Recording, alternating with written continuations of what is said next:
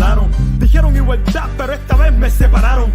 Dijeron mucho, pero no se olvidaron de callarse. Cuánto odio por mi piel sembraron.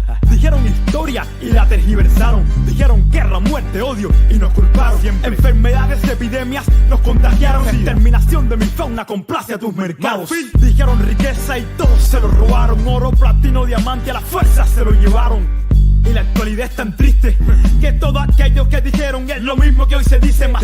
¿Quién dice? ¿Quién explota? ¿Quién se beneficia? El asesino, el mismo que da las noticias. Hay una cuenta fácil que siempre me da las grandes riquezas, de dónde vienen y hacia dónde van. Independiente como los Mao Mao, concluyente como los Mao Mao, como los Mao Mao, como los Mao Mao. Somos resistentes como los Mao Mao, independiente como los Mao Mao, concluyente como los Mao Mao, como los Mao Mao, como los Mao Mao. Somos resistentes como los Mao Mao. Nati Dre es afroresistencia, cultura ancestral, afrodescendencia, solidaridad. Esa es la esencia, la diáspora africana eleva la conciencia, conciencia negra, universal, progresista y transcultural.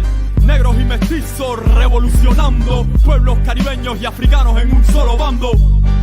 No más explotación, colonialismo interno, no más confusión, supremacía blanca en el Babilón. Soy rojo, negro y verde, afroliberación.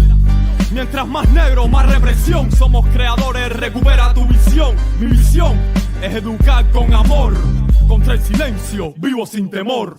Independiente como los Mao Mao, concluyente como los Mao Mao, como los Mao Mao, como los Mao Mao. Somos resistentes como los Mao Mao, independiente como los Mao Mao, concluyente como los Mao Mao, como los Mao Mao, como los Mao Mao. Somos resistentes como los Mao Mao. What's happening? What's happening? It's the Rise Up Morning Show, Rise Up International Morning Show. What's good? How y'all feeling? Rise up. Rise up. What's going on, everybody? Man, we're live on the Rival. Okay. Who we got in the building today? It looks like, I haven't seen y'all in a while. Y'all been playing hooky. What's good? It's been a minute. We've been playing hooky. Hey, man. I've been where I'm supposed to be. Fernando, you agree with that? I don't know about that one, but hey, we let the people decide. We let the chat. Exactly. Fernando's in France. There's a language barrier, so we ain't even tripping on that. He don't really know what's going on. Anyway, welcome to the Rise Up Morning Show, Rise Up International Morning Show. I am Kalonji Chang alongside Natasha and Fernando, who as I just mentioned, is chilling in France. Natasha up in Brooklyn fronting. You know what I'm saying? And I'm in ATL, you know what I'm saying, where the revolutionaries dwell. I like that, huh? Yes, it is a cold Friday. It is definitely colder than the white man today. It's a Free 'em All Friday. Freedom Friday. Free 'em all Fridays for sure. No doubt. Free 'em All Friday. And on Free 'em All Friday, this Free 'em All Friday, we're gonna I think we're gonna have some guests today. So normally, we dip into the news, you know what I mean? But there's a few different topics that's going on that's been topics, it's been hot topics, gentrification. We know that gentrification is, a form of genocide, you know what I mean? So, we're gonna talk a little bit about that. I think we have another guest that's gonna be talking about Haiti. Yes, we do. We have a brother coming on who's has his own show that is called Haiti, Our Revolution Continues. So we got to talk about things Haiti and at the second hour. Okay. Well, that's all right. But anyway, definitely glad to be back with you all. We had a lot taking place in our movement, our liberation movement.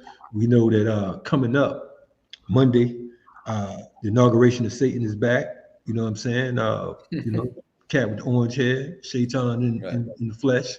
You know what I mean? From the evil army of Shaitan, Trump will be coming back through. Also, it's going to be, King Day on the same day. So that's an interesting piece. And, it's a lot going on. So we're going to... and there's also, in relation to that, Kalonji, there's some marches I know that is happening across the U.S. on, Martin Luther King Day on the 20th. And there's a march happening here in Brooklyn that has been organized by the December 12th movement and some other organizations that will be happening. So I definitely think, people should come out, support, talk. We're going to be talking about what's our agenda in 2025. When we had Omawali from the December 12th movement on, he talked a little bit about that and what's been going on, and the stuff with Robert Brooks and connecting that to political prisoners, right? In terms of knowing what happens behind the walls and how they're being mistreated. And speaking of the mistreatment of political prisoners, currently trying to get, and hopefully I can put them all together and throw them up on here before we get our guests on the second hour. But there's a march happening tomorrow for Imam Jamil Al-Amin in DC. I don't know if I would call it a march, but more of a rally in front of the Bureau of Prisons. That's right. That's going down so that, because he needs serious medical attention right now, as well as Mumia, as well as Kamal Siddiqui, as well as, other political prisoners that are behind the wall, Leonard Peltier.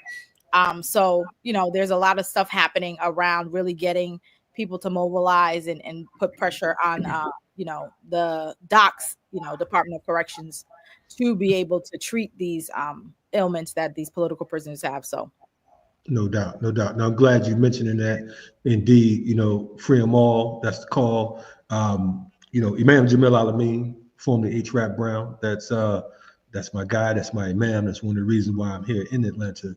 Indeed, he needs serious medical treatment. He's 81 years old.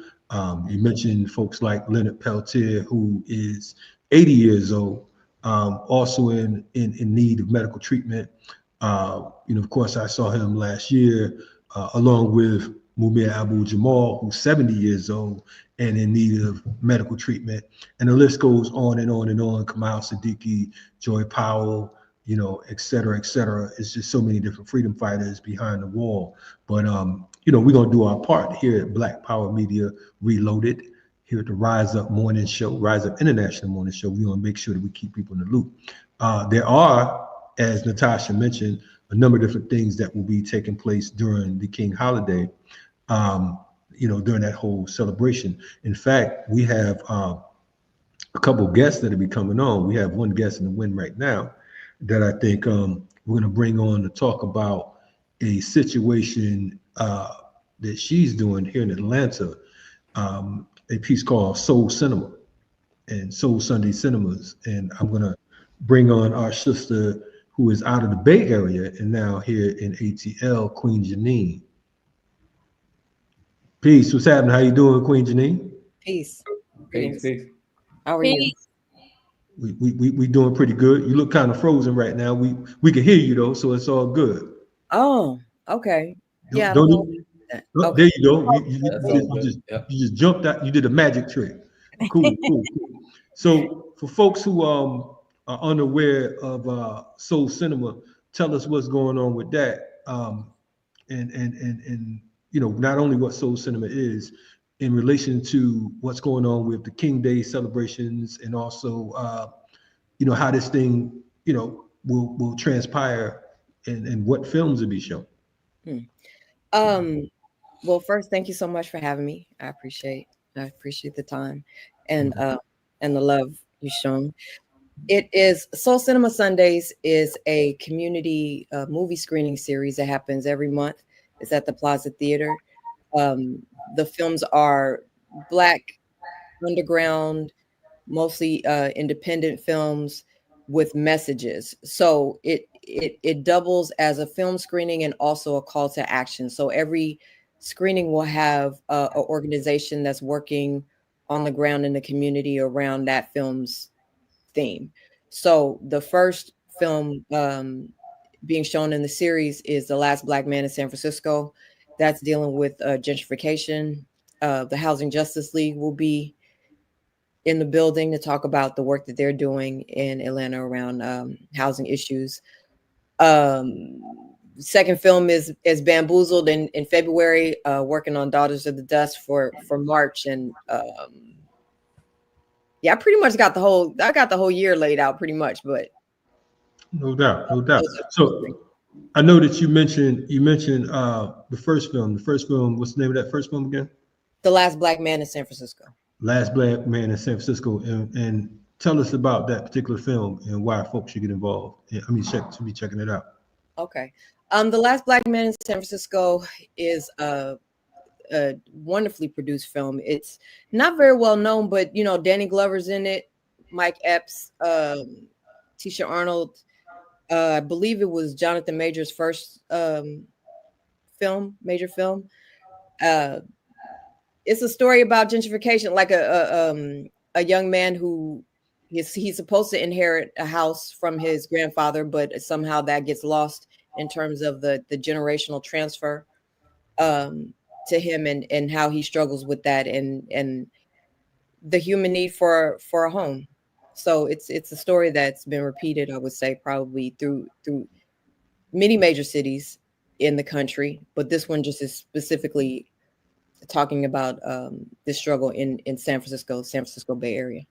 We did an interview in regards to that film a few days ago with the homie and comrade Davey D, and Davey D, you know, he talked about, you know, what a great film it is. Shout out to Davey D. I would talk trash about him, but he ain't on the screen to defend himself right now, so I can't really bomb on him like we usually do. But he was telling me about the film, and he also was telling me about another guest, because when it comes to, you know, one of the things that you're talking about doing in regards to these film screenings is bringing out the political side of it, making it political. You know what I'm saying? And keeping folks on task. And that's why you have, you know, some of the folks you have. One of the folks who's in the film is a hip hop artist and actor out of the Bay Area. And he goes by the name of Gunna Goes Global. So I think that I'm gonna like swing my magic wand and see if we can get Gunna Goes Global on the screen, because of the fact that we heard he doing some serious work out in the Bay. Bam. What's happening, brother? How you doing? How y'all doing? How you doing? Thanks for having me. Thanks for having me. Yes, sir. Yes, sir. Yes, sir. Man, we alive on the rival, man. Good to see you, bro. You too. Appreciate the invite. No doubt, no doubt. So, you know, definitely you in the Bay Area, and shout out to some of those folks out there that's putting in work, you know, Turha, Shade, Cat Brooks, all of them, you know what I'm saying, all that spam. And I know that, you know, we heard from Davey D that when it comes to that work in the Bay, if Gunna Goes Global ain't involved, then it, you know, then it might not be popping like that. So, you know, we wanted to bring you to the set. For folks who don't know, if you could, man, give us a little bit of background as to who you are and how you got involved in this film. I'm born and raised in San Francisco. I would say second generation. I'm known for rapping. So before the movie, it was music. And the movie came about from two friends. They happened to be from Burnham Heights, which is a neighborhood out here. And one of the dudes who went to school with them said, if y'all gonna make a movie about the city, y'all need to make sure that Gunna's involved. And from there, I did an audition. From the audition, of course, I got casted, and then we were the Greek choir. You know what I mean? And that's why we were able to bring that authenticity to it, because actually all of us actually come from the neighborhood. When you see those 5 or 6 dudes, including Jamal, unfortunately, I'm not sure if everybody already watched the movie, but we all come from here. So that authenticity that you see on screen is a lot of improvisation. You know what I mean? But I got involved by way of a man by the name of Jordan Gomes, who's also in the movie. And originally, we didn't know it was about gentrification, but we knew it was about the city. And after we found out it was about gentrification, we put a lot of passion, a lot of time into it, because unfortunately, the majority of us have been displaced. Black San Francisco, we went from 15% of the population to right now it's between like 3 and 5%. So for folks, because a lot of folks, of course, I was just in San Francisco last June. We did a art show for Leonard Peltier, a political prisoner, and it's an amazing place, because, like you said, they have certain things that are monumental. You know what I'm saying? But then at the same time, I peeped that whole gentrification game, because they had us staying like we was in a real, you know, somewhat ritzy side of town. You know what I'm saying? I stepped so much so when I stepped out the hotel we was in, man, they was looking at me like, you know, like he got to be a rapper. You know what I'm saying? Like, you know what I mean? It's like even the dude who's the hotel, you probably know what I'm talking about. They got little crossing guards inside of little houses and whatnot. You know what I'm Okay. saying? You know, where the trolleys go by and all that. I'm The pretty dude, sure I know exactly what you're talking about. This dude named Adam Swig. I think his grandfather used to own it. I just can't think of the name of the hotel, but I know what you're talking about. Word. So I'm stepping out. The Asians want to take pictures with me. You know what I'm saying? I don't know who they thought I would. They might have thought I was you. But anyway, We do favor each other, huh? yeah.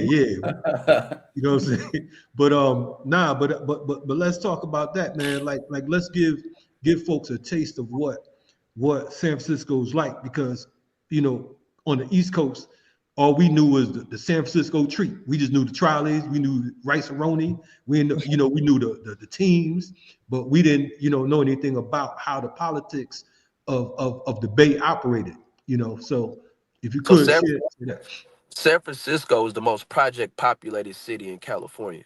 So Right. when you get to Oakland, you got 3 projects. When you get to Richmond, you got 1, Vallejo 0, I think in the whole LA County you got 4. Here we got 22. And the thing is, the media controls the narrative. This is 22 projects, did you say, 20, bro? 22 projects. 22. Damn. So when the Black Panther Party started in 1966, their second biggest population was San Francisco. So we're a very militant people. You know what I Right. mean? Unfortunately, due to our militancy, we are ground zero for gentrification. Because even though our population was only 15%, a lot of these Victorians were owned by Black people. A lot of Black people migrated here to actually, by way of the military, for ownership. But due to redlining and a lot of other racist, laws implemented, we were subjugated to the projects. The media, of course, doesn't want to depict a tourist-friendly city as Black. So for years, it's like, oh, you go to San Francisco, it's gay. For sure, when you come to San Francisco, if you go to the Castro, it is gay. But when you look at it as far as geography, like from a geographical standpoint, it would probably be 1/37th of the city. You understand what I'm saying? So Okay. it's also a place that 99% of the city doesn't visit because it's isolated, it's insulated, and it's very intentional. You know what I'm saying? So growing up in the city, we've been I'm from Fillmore, so that's the Harlem of the West. That's what they call it. Okay. Very rich in jazz, very rich in culture. Fillmore Slim is from here. So you've got the art, you've got the streets, you've got the politics, you've got the ingenuity, you've got all of these things. But up until social media, we never really had a voice. When you look at Tupac, he said, if I was from anywhere, I claim Oakland. But when you listen to his album, he's got people from the city, San Francisco, on his albums. You understand what I'm saying? A lot of people have come in contact with us, but they may not know exactly where we're from. Because again, when you're here, the likelihood of you being successful is slim to none because even though it's a lot of money, we all come from very specific neighborhoods. And those neighborhoods have the worst schools. They're the most policed. And like I said, this ground zero for gentrification in modern times. So being from the city is a dope experience, but it's also like, how can I explain it? It's also like delusional because here we're integrated. You feel what I'm saying? Meaning, Right. if you live in the projects, you're gonna see some Samoans, you're gonna see some Cambodians, some Filipinos, a few white people, but they all raised in Black culture. And when you Right. leave the city, you realize, oh, that's not how everything is. You also grew up thinking that, oh, the world is to a certain extent like cool, because you do got a lot of hippie white folks out here. But unfortunately, a lot of the white people who have migrated here, they brung a very conservative outlook, and over like the last 2 or 3 decades specifically, they've taken San Francisco from I feel like a cool place to what it is now, which is it's not cool. You know what I'm saying? We don't have access to tech. We don't Right. have access to the resources that have made this place wealthy, and it's systemic. Right. I've been to I used to host Black August events out in Oakland. With the Black August Organizing Committee. Shout out to OG Shaka, who's an ancestor, one of my OGs. And I remember, going through San Francisco, different at different times, either flying through there or organizing out there. You know what I'm saying? Stopping through the radio joints, going through the tenderloins and all that type shit, whereas everything was just, it looked totally different from where I was at for that last trip. Like I said, it wasn't the hood indeed. And it was like, for you to say that there's 22 projects out there, and the population of black folks, of Africans, being, what did you say, 3 to 7, 5 to 7, 3 to 7%, something like that. 3 to 5, but at our height we was 15. That's insane, man. Just the whole thought of it. How important is this movie? Because again, talking to my man David D, and we just meeting, you know what I'm saying, and I respect, what it is you're doing. What is how important is this movie to the viewers, not only as you ain't just coming in as an actor, you active, you know what I mean? The foundation, the whole nine. Break that down. Tell us why it's important. It's layered. So the way the movie, well, I'm not gonna speak for the director. I'm gonna say my observation and my experience.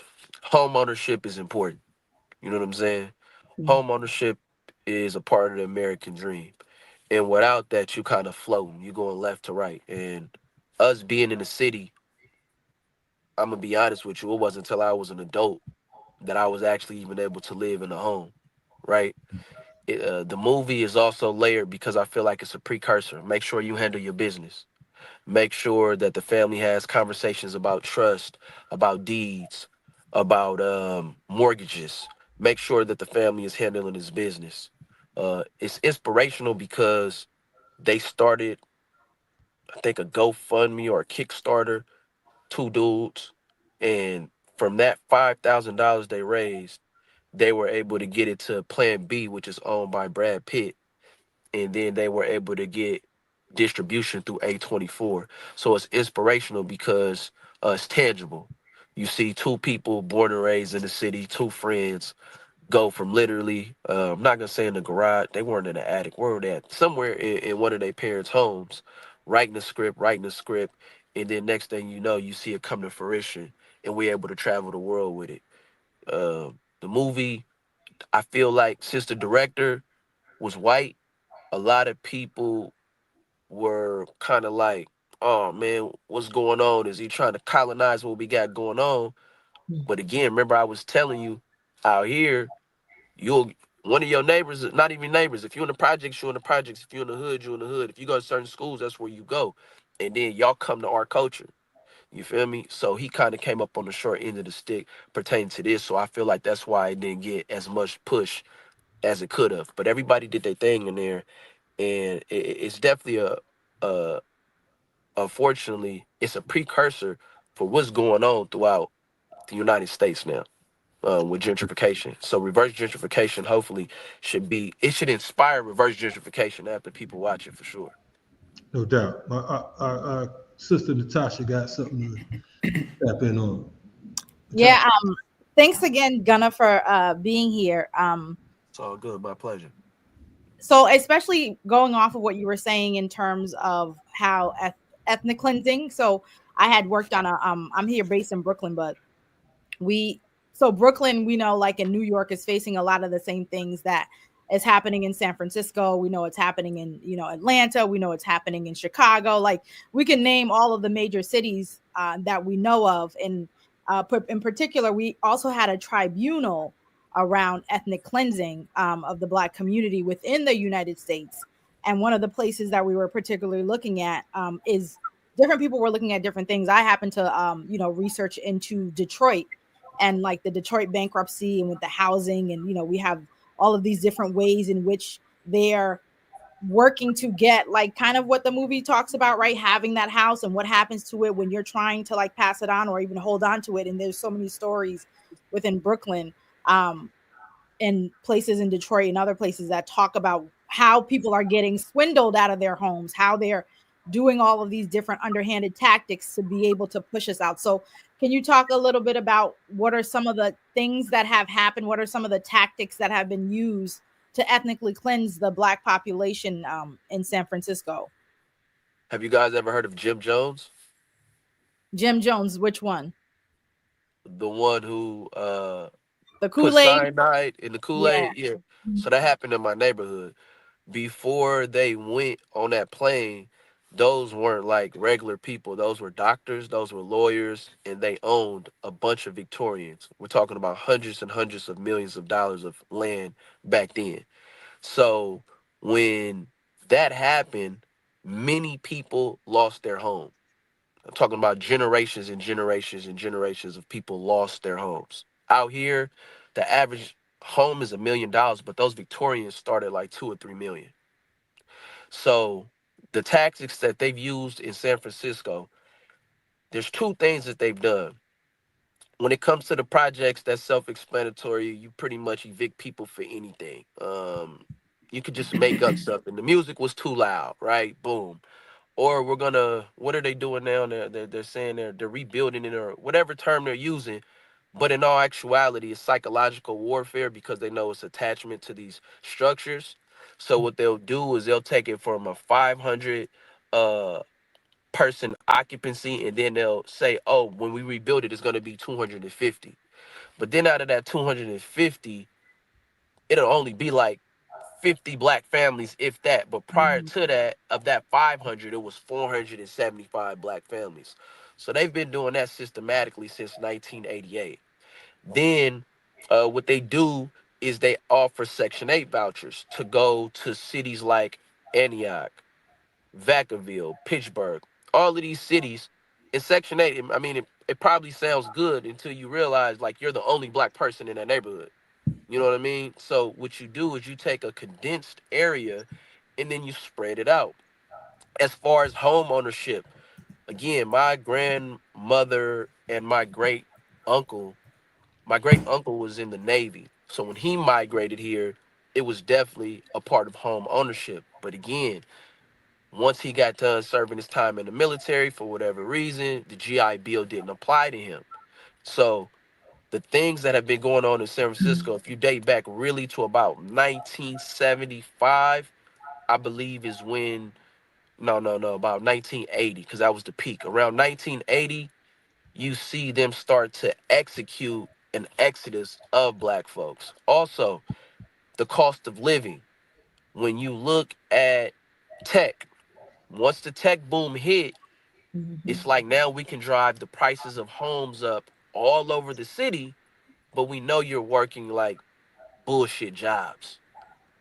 When you come out here, entry tech jobs, 150, $200,000. Like money is nothing. Literally, I was just at a party the other day. The DJ was there for like 45 minutes. He got paid $200,000. You understand what I'm saying? So when they say it's money here, that's an understatement. But in order to access it, uh, you look at the schools that everybody goes to. So either they go to certain schools or they come from India, certain parts of Europe, and a few countries in Africa. So it's very intentional. So then they start blaming you and say, well, all you got to do is work hard. Okay, who can afford $1 million home? Like, what the average American cannot afford $1 million home. Don't care how hard you're working. That's what's going on. So their tactics are using like Black Lives Matter flags, attending protests, smiling on camera, whole time destroying the population. Like they're the masters of deceit, for sure. For Fernando, sure. tap Yeah, in, bro. no doubt. Thank you. First of all, I appreciate the both of y'all joining us here on the Rise Up International Morning Show.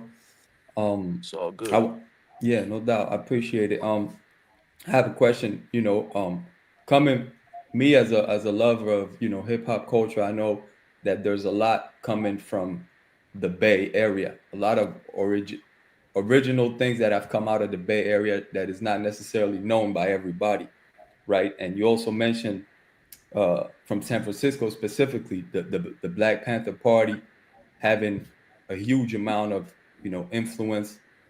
um, Gentrification right now is at an all-time high, pretty much globally. Like I'm based in France right now, and we're seeing it happen over here. I live in a small metropolitan city called Rennes, and our people are, you know, going through gentrification everywhere. But I know, looking from the outside, I know that San Francisco has been a city that's been going through it, right, on the heavy for quite some time. And with everything that you mentioned, I was wondering. My question is, why do you think San Francisco? Why that city when it comes to that? Because it's heavy when it comes to gentrification. Why San Francisco? I believe I believe white folks migrated here. Not the ones that's born here, the ones who not the people who grew here, the people who flew here. I Mm, believe that they just come from states where the idea of integration just makes them upset. It's very deliberate. They've infiltrated politically and everything. So I believe with San Francisco, I know it is a beautiful city. Don't get me wrong, but it's just a lot of malice from those who have been in position. You know what mm, I'm saying? And at the same time, I'm not sure what this fixation with displacing black folks is globally now, but why San Francisco? I believe it had a lot to do again. When I was a teenager, it was a happier place to be. You could come from anywhere in the world, be mm, accepted, and you could figure it out.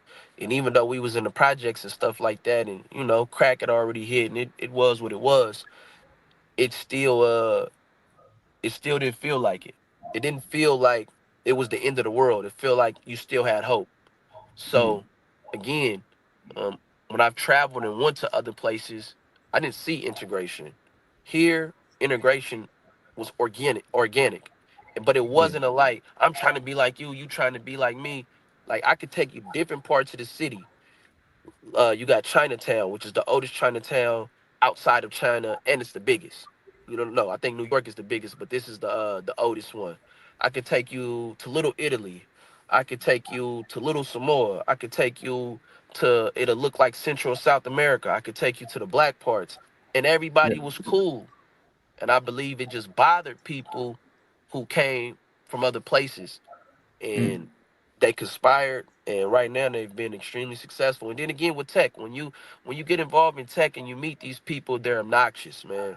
Like honestly, they're obnoxious, and they believe that DEI is like affirmative action. They genuinely believe that they're chosen. They genuinely believe that like everybody is equal, like everybody has an equal chance and fair chance. Like so they're delusional also. You feel me? So yeah. it again, it's layered. And being here, you get to see it firsthand. It's like you went to a private school your whole life. You didn't have to do anything. You've had the leisure to be able to be creative. You just got $30 million for a startup, and you think that we have the same access to capital. You know what I mean? Right. So it's also not being checked. So over like the last 30, 40 years, a lot of people, a lot of mayors have sold the soul of the city to the highest bidder. Mm, So again, when you got the transplants, when you've got these gentrifiers, they come here and they're just allowed to do whatever. But now that's all backfiring on the people who sold it right. because the city is getting a bad rep. And once you take black folks out of this place, it's no longer a desirable city. It's no culture. Nobody wants to go to Wyoming. I'm just being honest. Nobody wants to go to Idaho. Any city that's desirable in the United States is full of black people. It's just what it is. Mm, So that's also what's going on in San Francisco. They're realizing, oh, we want culture, but we don't want the people. And now that the people are gone, they're like, this place is boring. I'm ready to leave. mm. What's going on? Yeah. Thank Yeah. you for that. Right on. So listen, man, Gunner, you laid it down. You know what I'm saying? We're looking forward to bringing you back on because you need more time. We need to have, we need to tap into this whole phenomenon, right? So Right. we're definitely going to definitely look forward to inviting you back on. Queen Janine, this film is being shown in Atlanta this Saturday. I mean, excuse me, This this Sunday. Sunday. Yeah. Yes. Give This us some Sunday. kind of. The film is being shown this Sunday at the Plaza Theater, which is 1049 Ponce de Leon, Northeast. It's at 4. Doors are open at 3:30. And your involvement, Kalanji, in terms of leading the conversation, Kalonji Changa will be in the building speaking with Monica Johnson of the Housing Justice League about the work that they're doing around gentrification in Atlanta. No doubt. It's an honor and a pleasure. We're looking forward to having you both back on. Queen Janine will be doing this monthly film screening, as we mentioned. Definitely, tapping in with you all. Gunnar, if you don't mind, man, tell us a little bit about your foundation and how folks can, get involved and support that. The ECN Foundation is aimed at mental health resources tangible in order to make an impact pertaining to suicide, depression, alcoholism, postpartum, opioid addiction, and I believe 3 other subjects that fall under that umbrella for Black folks. We open our doors to everybody, but emphasis on Black communities throughout San Francisco, because unfortunately since COVID, we've seen the uptick in depression and suicide, and then younger people commit suicide. So right now, through the ECN Foundation, what we do is we put on events called Therapy in the Ghetto. And Therapy in the Ghetto, it varies. So sometimes, again, we'll talk about depression. Sometimes it'll be about suicide, but everything is about resources and intervention and prevention. Letting people know, like, it's okay not to have a good day, but that don't mean you got to end it all. You know what I'm saying? It's okay to be going through whatever you're going through, but that don't mean it's the end of the world. And then letting them know that it is a lot of resources throughout San Francisco. Because despite the gentrification, this is a very resource-rich city. It's just that oftentimes a lot of the resources are unknown to those who need it the most. So that's what we do. We go out of our way to amplify that.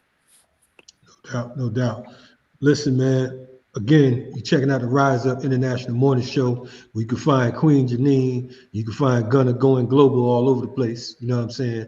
Because this is what we do around here. Make sure y'all tap in, support the foundation. If you're in Atlanta, come check out this film. This is on this Sunday, 4 p.m. at the Plaza Theater. 4 p.m. at the Plaza Theater.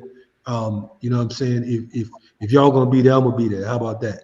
So make sure y'all tap in. And I just wanted to say to Queen Janine, thanks for being here. And like, you're so beautiful. I just wanted to say, let you know that. Thank you. I thought she was gonna say Kalonji's so beautiful, but really, we forgot our glasses. It's all right. Me and my man Global, we already decided we twins and shit, so it's all good. So we don't care what y'all talking about. Anyway, can I give out the I just wanted to tell people to go to Orange Amber Productions on Instagram for more information, or plazaatlanta.com. Say it one more time for the people that can't hear you. plazaatlanta.com or Orange Amber Productions on Instagram. No doubt. You're checking out the Rise Up Morning Show, Rise Up International Morning Show. We'll be right back with you after this Black Power Reloaded break. Right.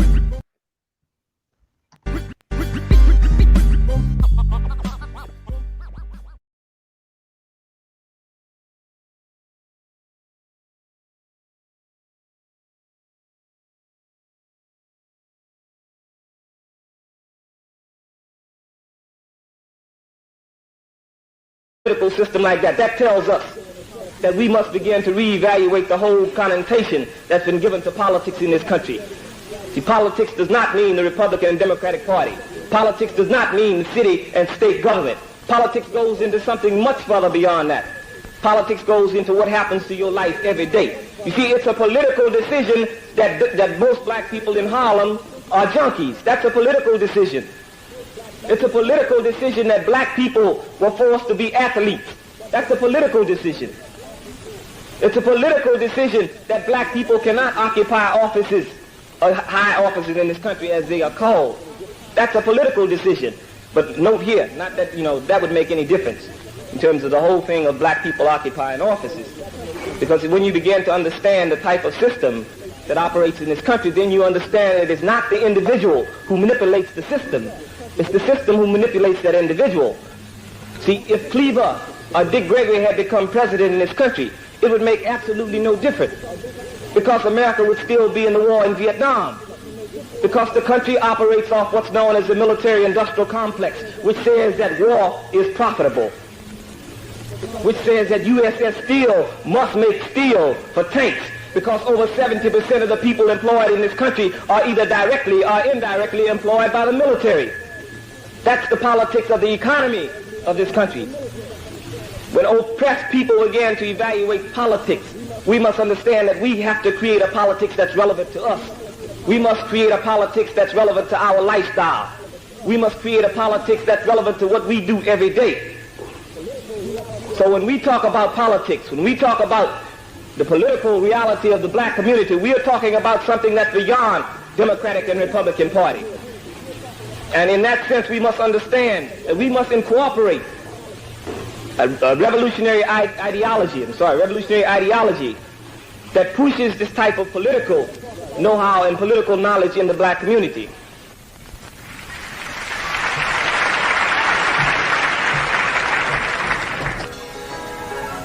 I want to talk about that ideology at this point. And it has to be an ideology of revolutionary nationalism. See, this country fosters the idea of competitive individualism. In other words, like he divides people. He divides. He tells you, be an individual, do your own thing. You cannot do your own thing if your own thing is not the right thing. You cannot do your own thing. You have to understand, one of the most counter-revolutionary things that came out last year was the whole slogan of do your own thing. This is what black people have been doing for years. Now, if your own thing does not happen to be the thing that's right for the struggle, then it's incorrect. You can't do your own thing. See, people run around here talking about, I'm going to do my own. Here, the junkies standing on the corner nod and say, I'll let you do your thing, let me do my thing.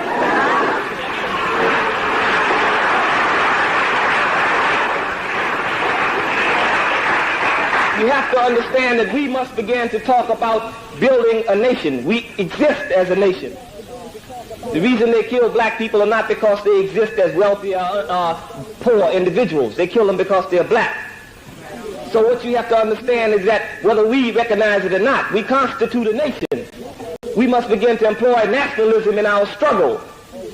Nationalism merely says that, we are talking about usness or we-ness. Black people can no longer talk about I. See, that whole individual thing has to be thrown out. This is, one thing that college students have to understand, because most of the cats who come down talking about I got my stuff together is cats who are coming out of college. You have to understand that, if you're speaking, you have to be speaking for the struggle. You cannot be talking for yourself, because I know what's going to happen if you get caught out there by yourself. You're going to be looking for everybody else at that point.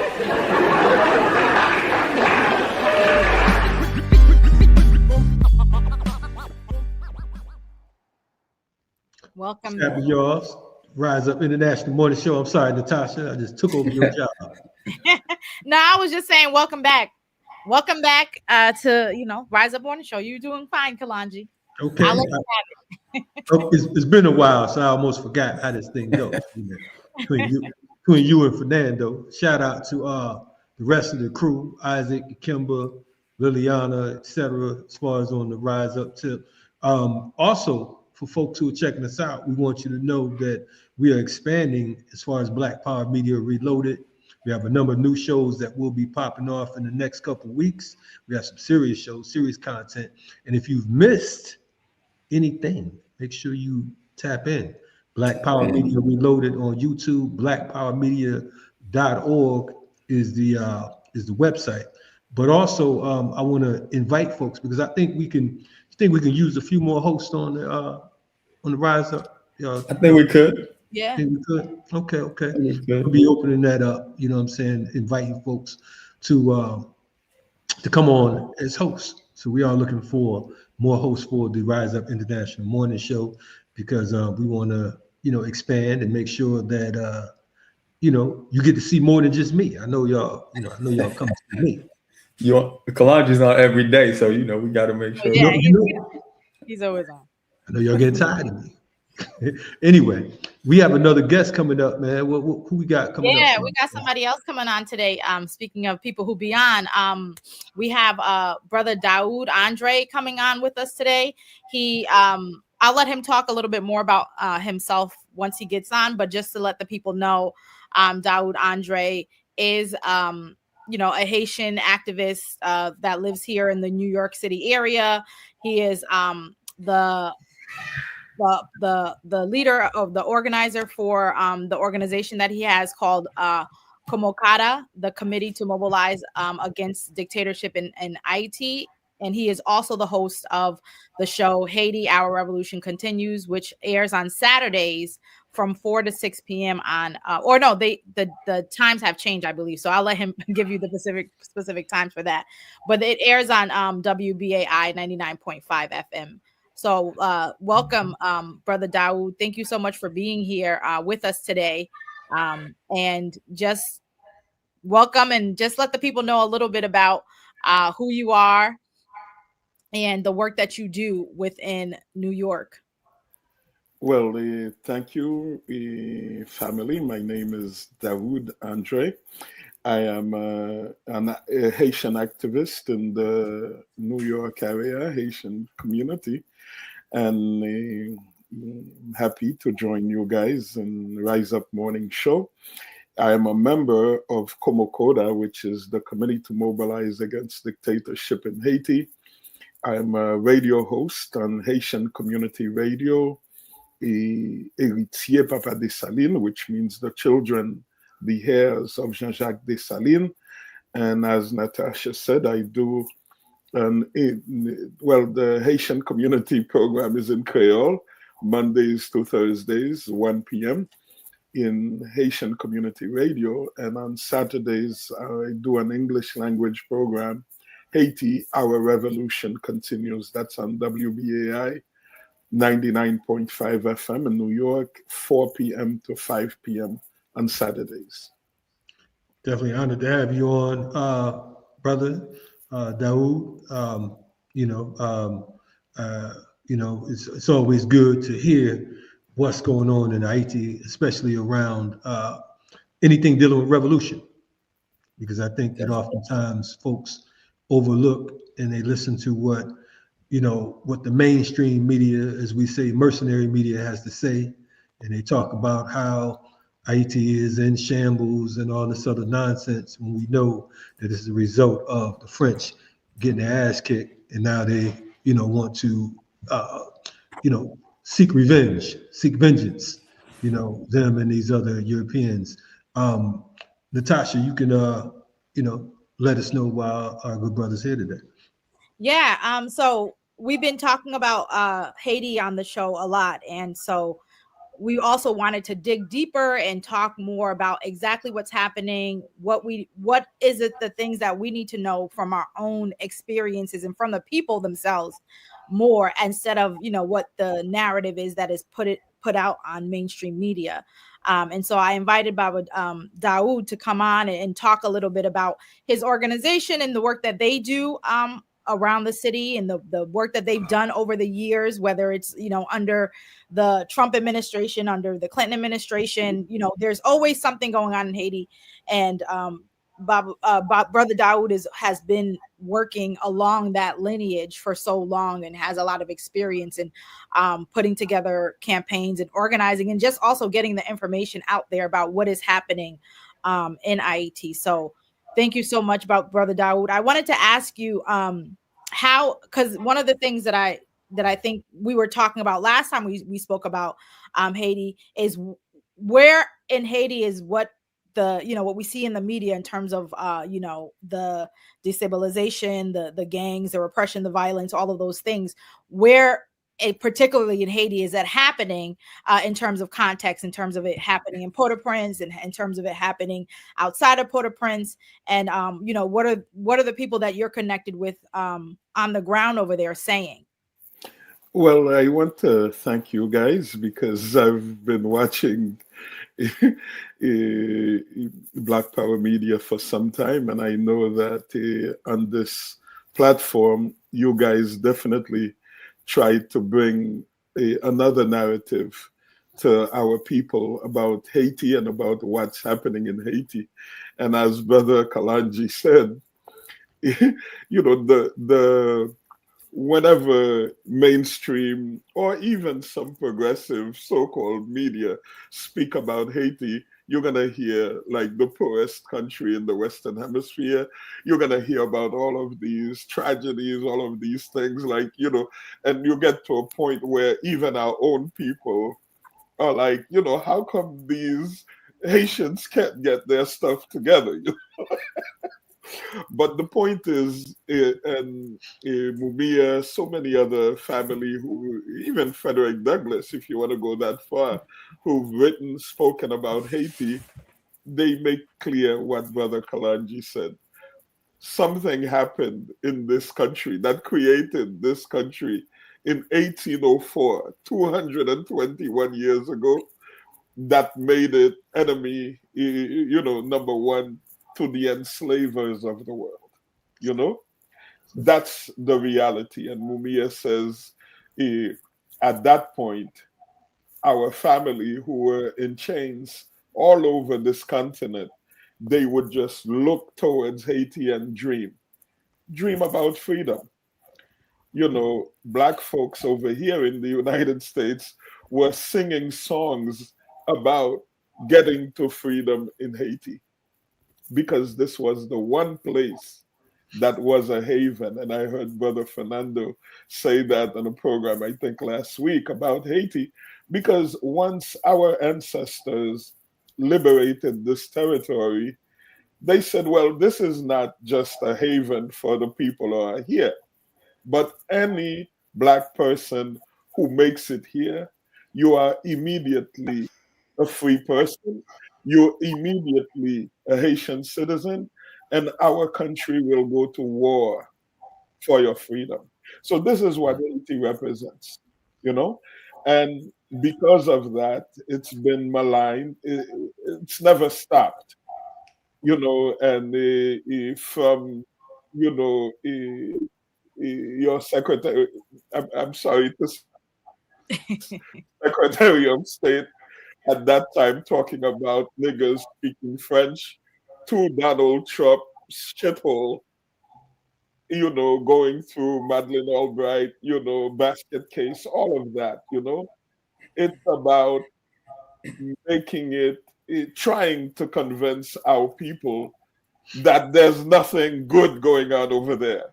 Like, you don't want to go there. You don't want to be associated with this. And, you know, in the 70s, France had to have like a referendum in its territory. I hate to call it its territories, you know, but Martinique, Guadeloupe, Guyana, and because they wanted independence. And what did the French government do? Same garbage that Macron is doing on the continent right now. They put out these flyers showing famished children and saying, is this what you want? Do you want to become another Haiti? So anyway, we put that on the side. The thing that's important is that it's a country that was born of struggle of our people. There are no white saviors in the Haiti story. Our people need to understand that there are no white saviors. Mm-hmm.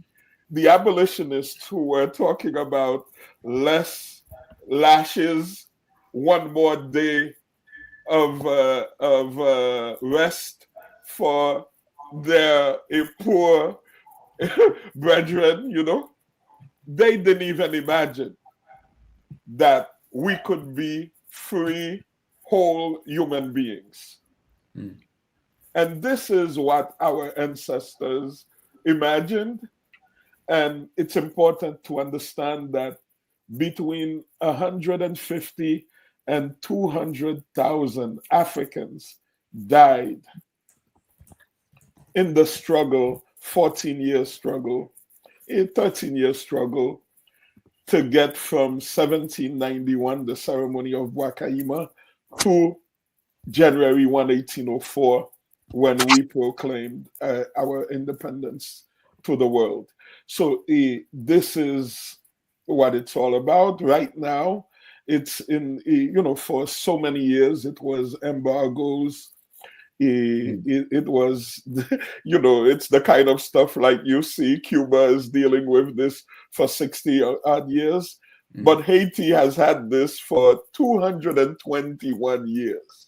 When they call themselves the Friends of Haiti, these are our sworn enemies. And our people have been in struggle, and we remain in struggle, and we will never renounce our ancestors. We will never renounce what happened in Haiti. Jean-Jacques Dessalines, founder of our country, said, it's okay if this country disappears, but we will never return to slavery. You understand? And this is what Haiti is, and that's what we want our people to understand about Haiti. Everything else is like detail, like right now it takes the form of these terrorist gangs armed by the United States creating havoc in the West Department where Port-au-Prince is, in the Artibonite region, killing thousands of people. But please understand that they are doing the work of our enemies. These are not there are clowns, wannabe white saviors who say, this is a revolution, that some of these gangs are working towards revolution. This is clowns talking about this, because the people they are killing, the people they are burning, the people they are dispossessing of their homes, these are poor Black people, the people who stand to benefit from any true change that happens in the country. So please understand that these are criminals. They have not killed any oligarchs, They have not killed anyone. They have not burned homes, of the rich people up in the hills of Port-au-Prince. They go in the ghettos. You understand? Like the clown Jimmy Cherizier barbecue, he's killing poor people. You understand? Kempes is killing poor people. Izo is killing poor people. Mikanor, who just last month killed something like 250 elderly people. Poor elderly people. These are not people making revolution. So I just want to get that out of the way. They are doing the work of the enemies of Haiti, and the Haitian people are fighting as they can against them without the high power weapons of war that the United States allows to get to these terrorists through the Dominican Republic. You understand? And so I also want to make it clear, from time to time you'll hear that some Haitian person in the diaspora was caught, arrested, shipping 6 or 7 or 20 guns to Haiti in in a box or something. In a barrel, yeah. In a barrel, yeah. This is not the guns getting to creating the reality here. Yeah, that happens. But the guns, the massive amount of guns and ammunition is coming either in diplomatic containers of the United States Embassy or through the Dominican Republic. And we had a big case that happened there. I think end of November, Dominican Republic announced that they arrested a colonel and 9 other people, military folks responsible for armory in the Dominican Army, who had shipped something like 900,000 guns and ammunition to Haiti, to these gangs. So this is what's going on. And the gangs, because the people of Haiti, their strategy to deal with these criminals is something called bois-calé. And the bois-calé, this is like the necklacing that the world was first introduced to in South Africa, to the traders, to the fifth column, Black folks living in the Black neighborhoods who collaborated with apartheid. This is the necklacing, the tire, and these gangs, they are praying that they fall into the hands of the government, of the police, that they do not fall to the hands of the people, because the people says we have no jails for criminals like this. You have killed so many people. You have caused so much harm to this country. If you do happen to fall into our hands, it's going to be the machete, gasoline, the tire. And so this is the struggle that's happening right now in Haiti. There is a puppet government, US puppet government, 9-member US puppet government brokered by CARICOM that stands there today. Yeah, the thing is, the US wants them there to have another constitution. That's what they're working for. And to have more fake elections. Now, how does an unelected government, a puppet government installed by the United States through CARICOM, make a constitution for the country? It's a farce. And the people are not taking it seriously, but they're in struggle. We are in struggle. So as we can, we fight, and we dodge, and we fight. We move back, we move forward. That's the nature of the struggle that is going on in Haiti right now. Thank you so much for laying all of that out there and providing some of that historical context that people need in order for them to really understand, why things look the way that they look and how we got to where we are today, because that's one of the things that we also try to do, is try to get people to understand, like Kalanji said, like you were saying, that this didn't just happen. Like what's happening in Haiti and the way that it's presented on the news is not what it actually is, but that there's a deeper story and a lot of involvement with foreign people, foreign leaders, people in power like the US, like France, like Canada, that are behind what has happened and what continues to happen right now.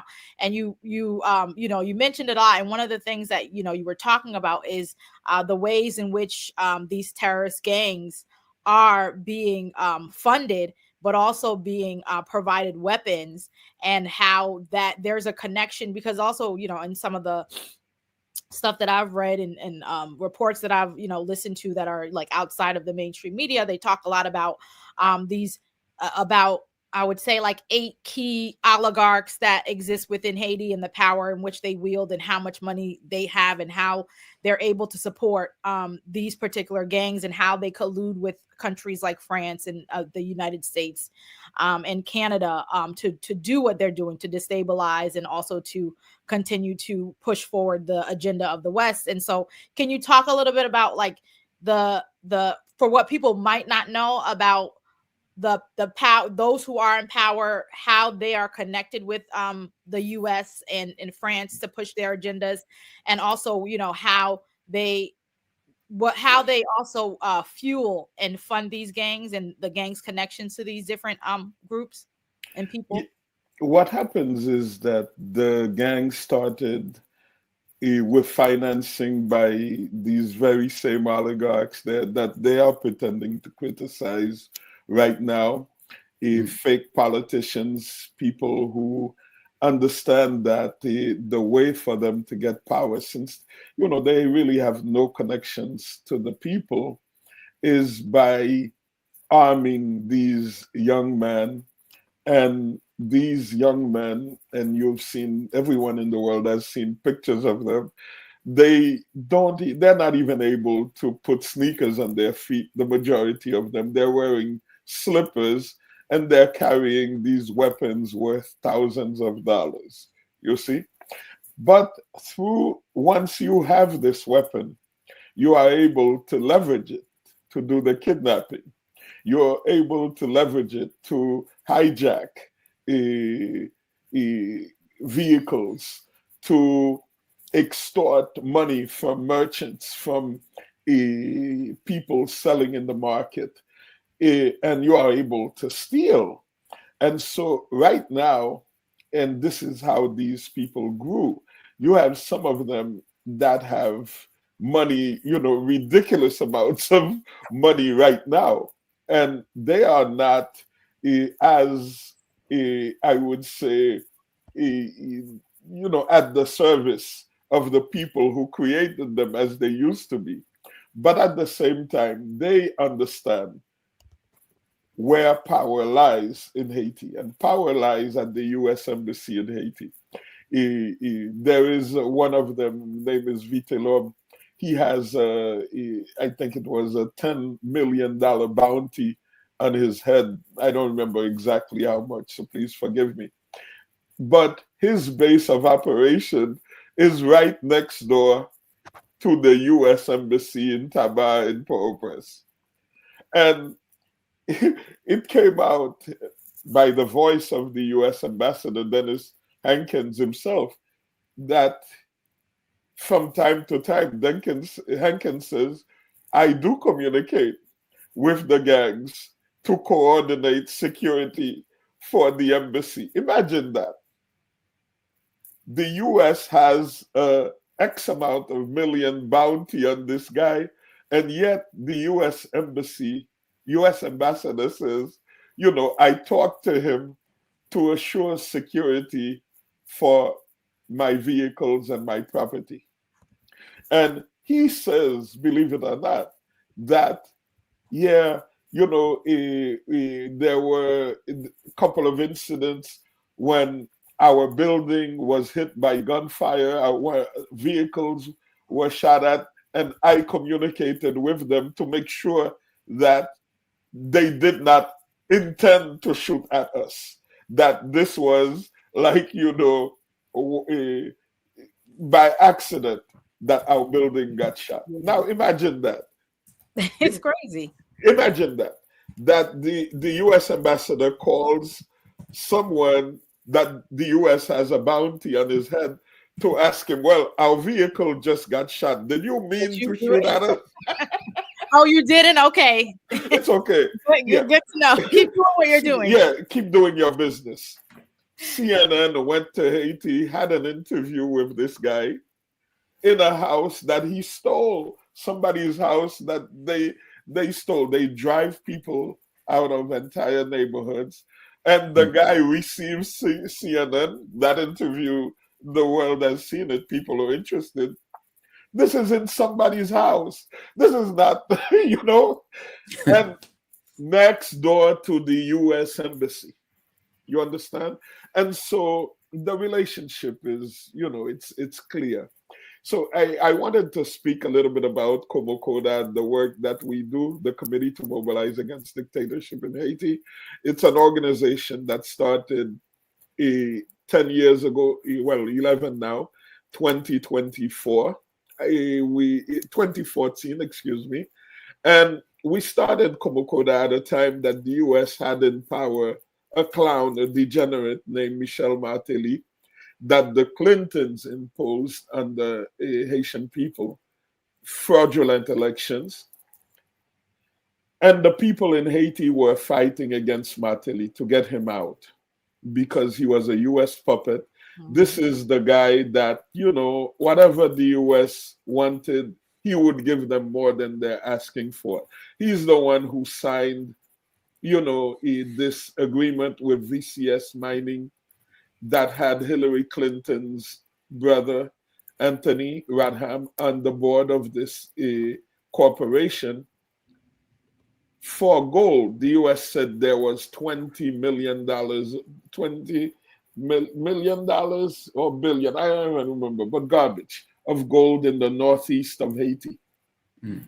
Now, the agreement was that whatever gold, for every $100 of gold that VCS, it was billion, gold that the VCS Mining found in the northeast of Haiti, the company would get $97.50 of that 100, and the country Haiti would get $2.50.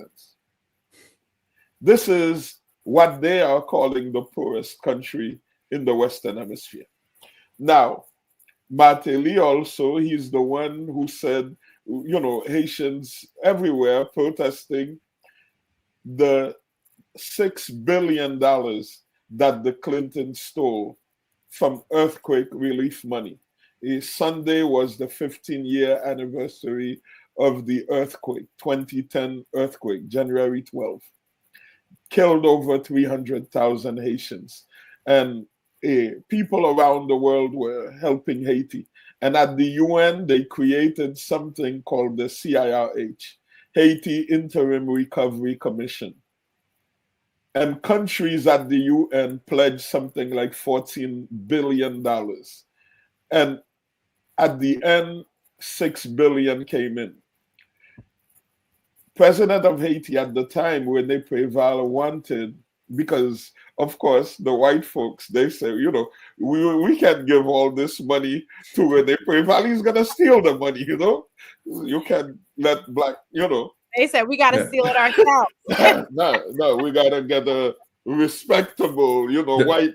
They're not fit to manage that. They're not fit to. Elder statesman. And Hillary Clinton stood up at that meeting because Rene Préval wanted P.J. Patterson. He says, okay, you don't want me? Let's give it to P.J. Patterson, former Prime Minister of Jamaica. Countries of the Caribbean agreed with this. Hillary Clinton stands up. She says, no, Bill Clinton should be the one heading this body. So on Sunday and every year since Komokoda has existed, we protest in front of the Clinton Foundation to say we want the money back. What happened? How did $6 billion disappear into the thin air? They stole money also through USAID because Hillary Clinton was Secretary of State at the time. And Secretary of State is the one who manages USAID funds, hundreds of millions of dollars, no bid contracts. They had the Clinton Foundation where people, countries would give money, pay for play, give money to the Clinton Foundation supposedly for Haiti. And then the Clinton Secretary of State would do favors. At WikiLeaks, we found out about something called Friends of Bill. This is anybody who gave money to the Clinton Foundation. You would get on a special list called Friends of Bill. And when a friend of Bill calls the State Department for a favor, for a service, your call would get straight through. And also, Obama created something called the Clinton Bush Fund. Yeah. Where Obama said to the American people, don't give money here, don't give money there, give it all in one place and it will go much further. Well, Bill Clinton also had control of this money. So we created Komokoda to fight against Martelly on this side, the diaspora, and also to fight against the Clintons, because 2014 was the time that the Clintons were trying to get back to the White House. And our message at that time was clear.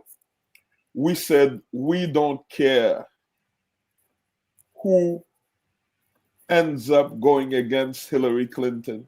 We said, even if it's a dog, close your nose and vote for that dog. It turned out to be a real dog. We said, so it is, So Komokoda, that's the work. We collaborate with other organizations in the diaspora to defend Haiti, to defend Haitians here and everywhere. Currently, we have standing protests in front of the consulate of the Dominican Republic in New York. That's in Manhattan. Our next protest there will be Wednesday, the 22nd of January, 3 to 6 p.m. Address is 1501 Broadway, 43rd, between 7th and 8th. And the reason is that apartheid exists in the Dominican Republic. apartheid exists there. Mm-hmm. If you are a black person, it's so bad the State Department had to put out a statement saying to African Americans, do not go to the Dominican Republic, because if you go there, they're not sure they can't tell if you're Haitian. No, because you will, my brother Fernando, I don't know, maybe a little too light, but Fernando would still get slapped around. And then when he pulls out his passport, they'll be like, oh, sorry, we're sorry. We thought you were Haitian, you know? And also, we have to say the reason that this discrimination is happening in the Dominican Republic, this, apartheid, is because Dominicans, a lot of Dominicans, they imagine themselves to be white. Yeah. You understand? They imagine that they are white, and they believe that Haitians are darkening their country. You understand? And so they want to completely expunge Haitians from black people, I should say, from the Dominican Republic. They say they are Europeans. They are, they are from Spain. They say they are Christians. Of course, the Haitians, we embrace Africa. We wholeheartedly embrace Africa. We are Africans. They say Haitians, we practice voodoo while they are good Christians, and they said, that they say they're Tainos, they're Indios, and they're Blancos de la Tierra. They actually put this on identification. Indios, Blancos de la Tierra. Blancos de la Tierra would be my brother Fernando, even Natasha. If you were not of Haitian descent, you would be an Indio, or you would be anything. And the only category of black that exists in the Dominican Republic is for Haitians and descendants of Haitians. Yeah. That's heavy.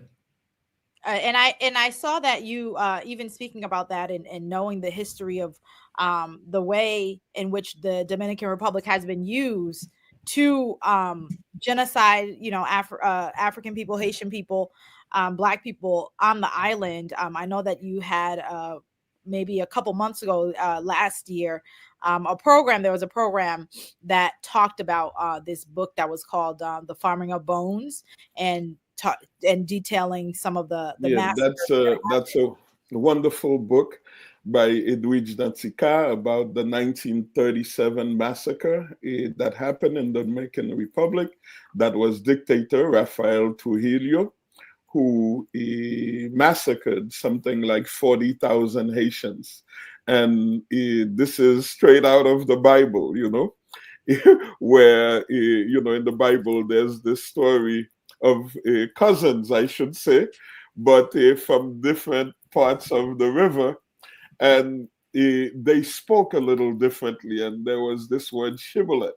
The way you pronounce it, that was the will of God, according to certain people. And by the way you pronounce it will determine if you live or die. And that was the same thing they did in Dominican Republic. The word for parsley, perejil, by the way I pronounce it, I'd be dead right now. And because, the fact is, Dominicans are Haitians. Haitians are, they look alike. And it's one island. It's one island, and at the border, you cannot tell who's who. And the way that they did this is by having you pronounce this word for parsley. And depending on the way you pronounce it would determine if you lived or died. We want to thank Edwidge Natsika for writing this wonderful novel that we encourage the family to read, Farming of Bones.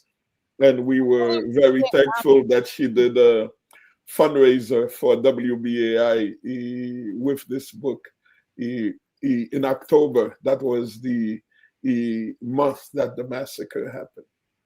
Hopefully, I think that that is a really good book for people to read and learn more about. And I think if we can make it happen, maybe, we could talk later and see if she would love to come, an open invitation for her to come on to the show and discuss her book and discuss, that history that a lot of people don't know about. Fernando, I know you had a question that you wanted to.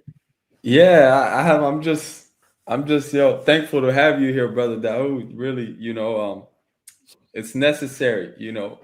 Just to get back real quick on what you were speaking about the Dominicans. I think sometimes we underestimate the Spanish and the level of anti-blackness, anti-Africanness that came from the Spanish since slavery and all of that. We speak a lot about the English and the French, and sometimes we underestimate the Spanish. Throughout South America, the islands, all of that. The strong anti-blackness that exists in all of the islands that were colonized by the Spanish to this day is heavy. It's heavy. So yeah, I should tell family also that there's a wonderful film, because what a lot of people don't understand is turn of the century, the US, of course, they had occupied Cuba, they occupied Dominican Republic, they occupied Haiti, and they had these sugar cane plantations in Cuba and the Dominican Republic. And it was the US government that brought Haitians as labor force to Cuba and to Dominican Republic. And in 1937, the same time that this massacre was happening in Dominican Republic, in Cuba, you had something they called réembarqué, because on the world market, the price of sugar, it had dropped. It was not a priority in a recession, And so the Cuban government was, just grabbing Haitians who were cane cutters off the street. And there's a Cuban sister called Gloria Rolando. Oh, I know Gloria. Yeah, she did filmmaker. a wonderful film that is called Réembarqué, and the process of the forced removal of Haitians from Cuba. And I think it's really good, in dealing with talking about what was going on in the Dominican Republic, to see because prior to the Cuban Revolution, Black people, Haitians, we are, of course, Black people, were treated practically the same as they're being treated right now in the Dominican Republic and Cuba. That's what was going on, Yeah, absolutely. Yeah. Thank you for that. I wanted to, thank you for the clarity, on the gangs and the killings that's going on. I know some people have interpreted in different ways, but thank you for clarifying that a lot of these gangs that are armed by, the United States and the West have been killing, our people, just poor people. And, can you expand a little bit on the Bois Calais? I'm not sure if I understood. Are these people actually doing the work? They're actually doing Bois Calais. This is when community members, people in these poor neighborhoods, they're protecting the neighborhoods, right? Yeah, they're protecting the neighborhoods, and they actually get an opportunity to disarm, because these gangs, they usually have machine guns, the high power machine guns. Yeah. And once they get disarmed, and sometimes with collaboration of the police, and I have to say, it's some policemen, not the police structure, really. You understand? But some police who live in these neighborhoods, who stand with the people to go against the gangs. Okay. And once they are disarmed, and once the people get to them, they use machetes to kill them, rocks, and they use the tire and gasoline to burn them. Now, with these gangs, this thing started by two white men. One of them is Kim Ives, who owns the newspaper Haiti Liberté in New York. The other is Dan Cohen, who has some online media. Now, they come up with this thing. Supposedly, they are leftist, communists. I don't know. what that means exactly. That's what they call themselves. But they decide, against the understanding of every Haitian on the planet, they decide that some of these gangs, they started saying, are making revolution. They are, it's like they're killing the people to save them, I guess is why it's like the US and Canada used to say, you know, they have to kill the Indian to save the man, you know, in the boarding schools. Now, yeah, and they started this and they keep pushing it. And I want to, you know, they made a film to show that Jimmy Cherizier barbecue, that he's doing good, you know, like he's like, you know, he's just killing, anyway, that he's making revolution. And people say, well, how do you make revolution when the people that you're supposed to be helping are the ones saying that you killed my mother, you killed my father, you raped my sister, you burned my neighborhood down? But yet they have this understanding, I guess, that no one else in the world has, that that's how you make revolution. And we want to take this opportunity also to denounce the fact that in December 22, if you can imagine, at the UN Security Council, the ambassador of Russia to the UN Security Council invites the same Kim Ives to speak about Haiti at the UN Security Council. We said, what? Right, there's so many how many millions of Haitians are on this planet? If you want to understand what's going on in Haiti, why would you pick a white American journalist who happens to be promoting the gangs, saying the gangs are making revolution, to invite them to the UN Security Council? So it was. And it becomes even more incredible.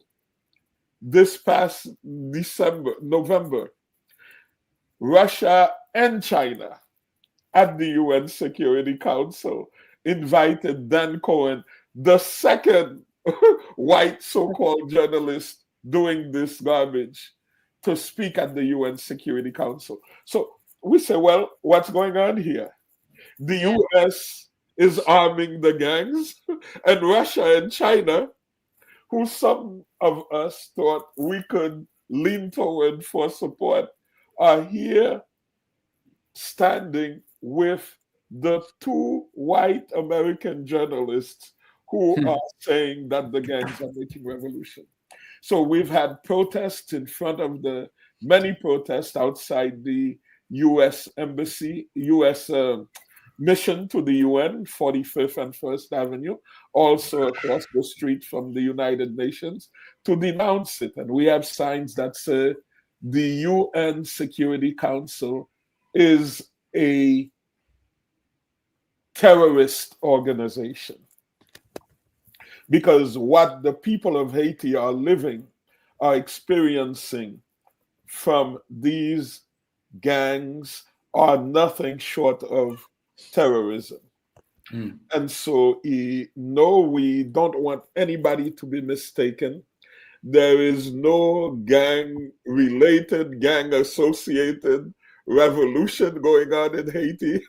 And we understand because there are some white leftists, white liberals, who are quite fond of Mr. Kim Ives. You know, they feel this is their guy, you know, like, but no. And most of their collaborators in Haiti, we're talking like people like David Oxygen of Molegaf, Mario Joseph of lawyers that defend poor people in Haiti, people who used to work with them. Political organizations in Haiti have denounced this thing. They say this is unbelievable. and that despite what is happening every day, that the gangs are killing people, and now all of the gangs are together, because before, and that's what Kim Ive said at the UN Security Council, that all of the gangs are not the same, and some of them are on the good side. And no, there's no such thing. There are no gangs on the good side right now. There are a few neighborhood watch organizations who, like in Canapé Vert, in Solino, in different parts of the country, in the Artibonite region, stand against the gangs. Right. But none of these gangs, they've organized themselves into something called Vivre Ensemble, living together. But the people of Haiti call it Vivre Ensemble, living in blood, because that's what they do.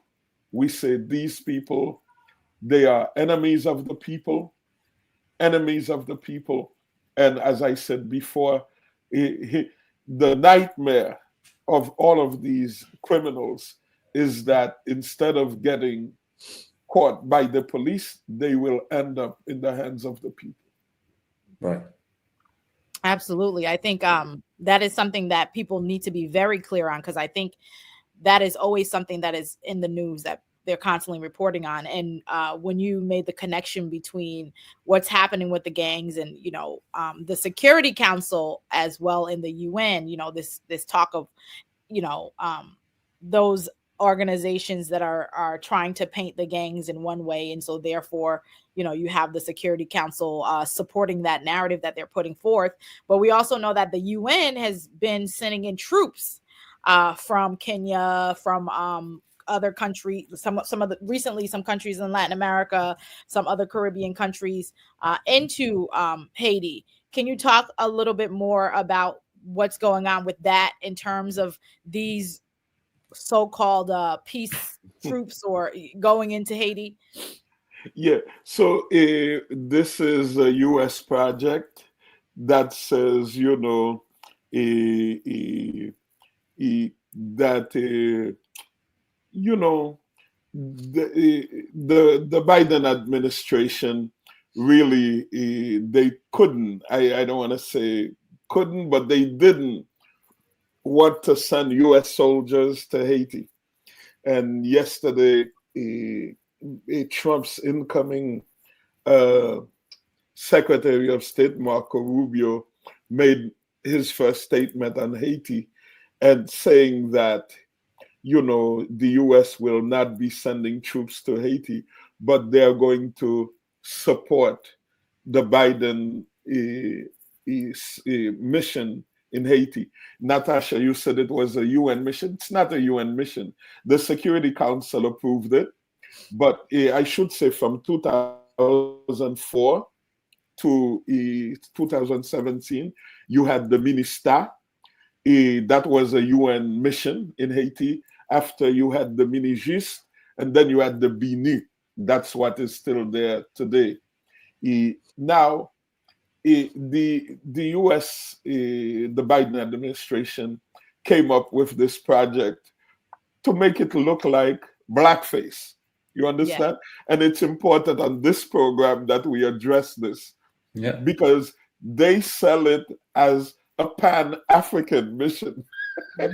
Yep, they have. Whereas they are getting paid for by the United States, and it's really important. And the president of Kenya, William Ruto, who took the lead in doing this job, this dirty job for the United States, he's like the biggest lackey on the continent right now. If you can imagine the massacre, the genocide of the US and Israel in Gaza, this clown says that the Israel has the right to defend itself. This is William Ruto, And anyway, so we've opposed Komokoda, we've opposed this from the time they started discussing it. We've had many protests outside of the Kenya mission in Manhattan, Kenya consulate in Manhattan. We've had protests. We went to Washington, D.C. We did a bus to go protest in Washington, D.C. when Biden brought this clown, this lackey, to Washington. And I don't know if you guys saw the picture. He had him sit for 30 seconds in his chair in the Oval Office. And we want to salute, the Kenyans who denounced this, especially Brother Ngugi wa Thiong'o, who put out a statement saying, "What shame." He actually cried. He's like, "Ruto, do you know what Haiti represents for Black people?" He actually cried talking about this, that you would accept to do this dirty job for the United States, to make a US occupation look like Pan-African solidarity with the Haitian people. So it was supposed to be 2,500 people from different Black countries, but right now, what you have, you have 400 Kenyans, you have 24 police from Jamaica, you have 2 from Belize, 6 from Bahamas. Guatemala last week sent 150, and 8 people from El Salvador. This is really a difficult to sell this as a Pan-African solidarity with Haiti. And, even what's his name? Ruto was supposed to send 1,000, but the US didn't even give the money that they promised to give. You understand? Right. This is the sad part of it. We denounce it. We continue to denounce it. We say, there's no Black is going to get paid by white to go defend your brother. You understand? Right. This is garbage. This is clowns clowning. That's what this is. Yeah, thank you for also shedding light on that too, because that's one of the things that we've also been saying here on Black Power Media, especially when we report the news on what's happening in Haiti, is the fact that yes, this is blackface. This is the U.S. And France and Canada and the other lackeys that follow behind them, trying to, instead of them going, because they already know, because of Munista and the rest of the occupations that have gone on, the people of Haiti are very clear that we do not want foreign troops coming in, because we also know that not only do they come in to help destabilize the country, but and also help push the agenda of America, but also that they sexually assault children and women, that they, what happened with the cholera epidemic when they came in, and what was happening with the water, and them, putting feces in the water. And so, and the violence that they bring along with them. So I think they know that we already do not want, these foreign people in there. And so what do they say? Like you were saying, let's make it blackface. Yeah. Let's put on a pretend Pan-African thing. And so when we saw Kenya, just like, Ngugi wa Thiong'o, it was sad to see them going in there, especially also knowing, what the Kenyan people have gone through under colonialism, that you would then have this happen as well. And so I completely agree. We say that if you're the one setting the place on fire, you cannot be the fireman trying to put out the fire at the same time. The arsonist cannot be the fireman. You understand? Yep. And it's important to note that there was no such gang terrorism problem in Haiti when the United Nations came to Haiti in 2004.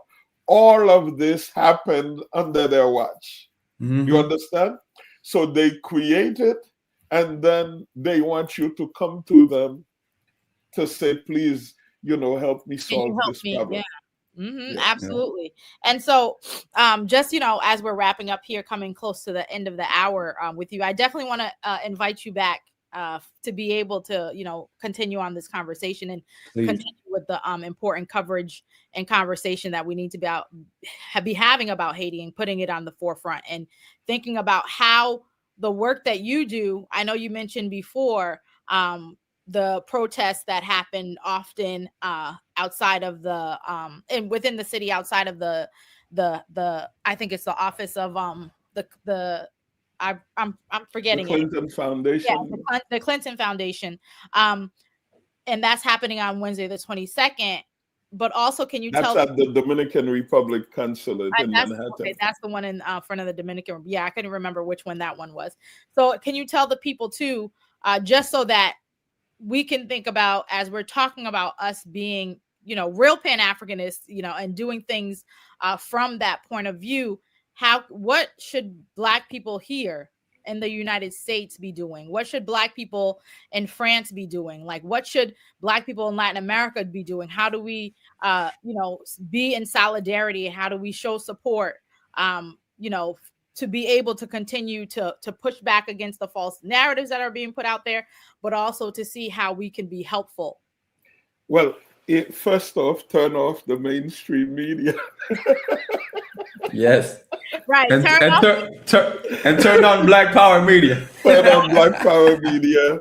And, because, like we're saying, so there's this thing in Haiti, our people say, sometimes it's hard to see what side somebody's on because we all look alike, and sometimes, we wear the other team's uniform, you understand?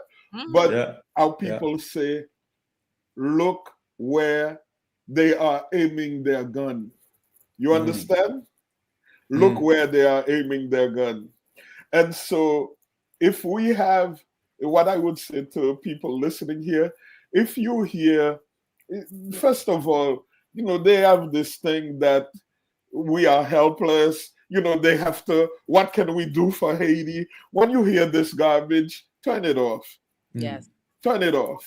100%. Because this is paternalism. This is clownish, This is not how we get our freedom.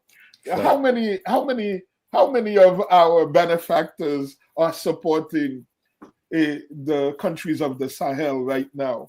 Who's standing with Ibrahim Traore? Who's standing with Mali? Who's standing with Niger? You understand? Not the liberals. Nope. Not even many of those who call themselves leftists. Yeah.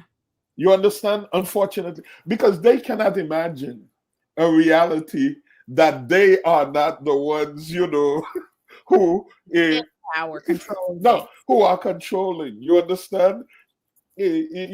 So please, Haiti, we say we are grown folk. We were not born yesterday. We were not born through the help of the abolitionists, the do-gooders.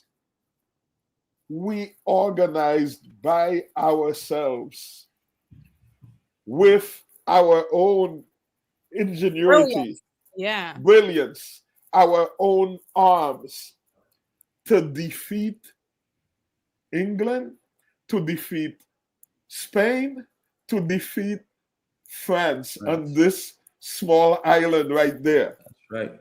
You understand? And Dessalines, he said, we did this by ourselves, for ourselves. And for ourselves means for Black people like us, people who were enduring slavery. So we do not need anyone's pity. We do not need anyone's bag of rice. We do not need anyone's bottle of water. You understand? You will do so much more for us if you stop the US government, the French government, the United Nations, Canada, from continuing to thwart the progress of our people. You understand? They are our enemies. They are the enemies of all Black people.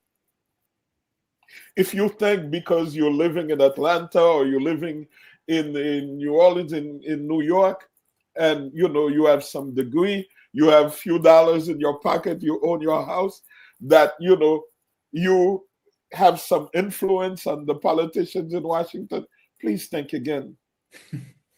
Please think again. Look at Joe Biden yesterday, this week, he says, oh, he's removing Cuba from a list of terrorist countries. Why is there a list of terrorist supporting countries?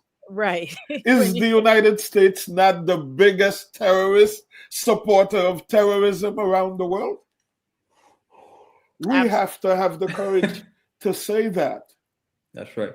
And Biden knows that on Monday Trump is going to bring it back. Why did you do that on his first day in power? Exactly. Yeah. So what are we, stupid? You understand? So our solidarity comes from that. Let's free ourselves together. Because what happened to Brother Brooks here in New York last week, they killed, come on. So we need each other's solidarity. You understand? And that's what we call for. Please don't look at Haiti with any pity. Whenever you see chaos in Haiti, that means our people are in struggle. And it means we are kicking the enemy's ass. That's why there is chaos. Why, if we accepted what they brought to us, they wouldn't need these gangs. They wouldn't need to do this level of terrorism to check us. If our ancestors didn't create this, all of us would probably be in slavery today, 2025, because they had it for 500 years. Why not 600, 700, 800 years? You understand? And so that's to understand that we are in struggle.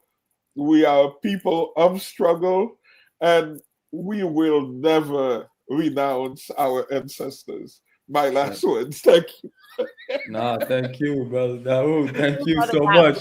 Hey, in the spirit of Dessalines, and Dusty Bookman.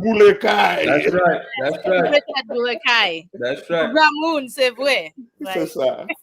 Merci, Natasha. Merci, Fernando. Merci. Okay. Merci. And we hope to have you back. Yes, please. So that was our guest, Brother Daoud. Thank you so much, Brother Daoud, for coming on and staying on with us and answering all the questions and shedding light and, just really putting forth the spirit of Kuji Chakalia. As we've just come out of Kwanzaa not too long ago, we got to remember that these principles are principles that are not just for a period of time, but that they are principles that we should abide by and live by and think about and act out throughout the year, throughout the centuries, throughout the decades, all the time, because that's what we're struggling for. We're struggling for self-determination, for sovereignty, for our human rights, to be able to govern ourselves. Like, when Brother Daoud said, New Gamun, like that's, just letting that like get this paternalism out of here. We are an old people with wisdom and knowledge and brilliance, and we got ourselves out of the position that we were in before, and we will do the same thing.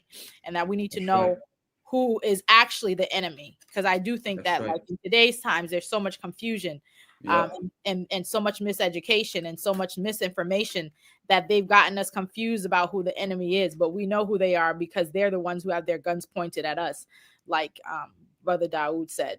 So thank you, Brother Daoud, for coming on today. Any final words, Fernando? Man, this was really inspirational in so many ways, educational, inspirational. I really appreciate Brother Daoud coming through. And like you said, we're going to have him on again. This is necessary, as Pan-Africanists. We understand the importance of Haiti and just him clarifying all these things and talking about the Bois Calais, you know, the brothers and sisters that are actually protecting the people doing the work over there, and all the work that the brother is doing with his organization. I'm thankful for that, and I give thanks for, you know, sometimes we need that positive inspiration, because, you know, the struggle is, you know, the struggle always continues, and sometimes it's difficult, but we know we're gonna win in spite of ourselves. So Absolutely. thank you, brother Daoud, and thank you, Natasha, for rocking today. Yeah, thanks for being Rise out. Up. You know, me and you, Fernando, rocking till No the doubt. wheels fall off today. We're survivors out here. And before we go, I want to let the people know about the events that I was mentioning before. I pulled up the flyers. I got my stuff together so that people can know what's happening in these streets. So one of the things that's happening, those of you who are in Atlanta or live near Atlanta or can get down there, there's the CB, the Council of Independent Black Institutions. They're having their annual, and you know, I just said ours because I'm part of CB actually, you know.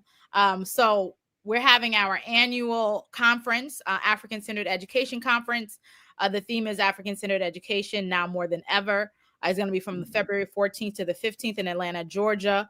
On the flyer, you could see the address for what's going on and where for that Friday and Saturday. So make sure you RSVP. You know, go out there, administrators, teachers, parents, community stakeholders, homeschoolers, everybody. You know, we know what the saying that it takes a village to raise a child, and so we all need to get this information. We have to discuss, you know, how are we going to deal, you know, and how are we dealing with the impact of the current U.S. political developments that are happening here and around the world as well. So make sure you check that out if you have a chance, if you can make it. And then I also wanted to share with the people a couple of other events that we have going on, and they're here. Oh, I know why it's not doing it. But Fernando, you wanted to say something while I pull up the other ones? Because yeah, go ahead. Pull up the other ones. Nah, just remind everybody to keep on supporting us. You know, Black Power Media Reloaded. Thank you. If you can, head on over to the Patreon. You know, we got a bunch of shows, as Kalanji mentioned earlier. We got some new shows coming up this year. You can always go back and check out, you know, these episodes of the Rise Up. And yeah, go ahead, Natasha.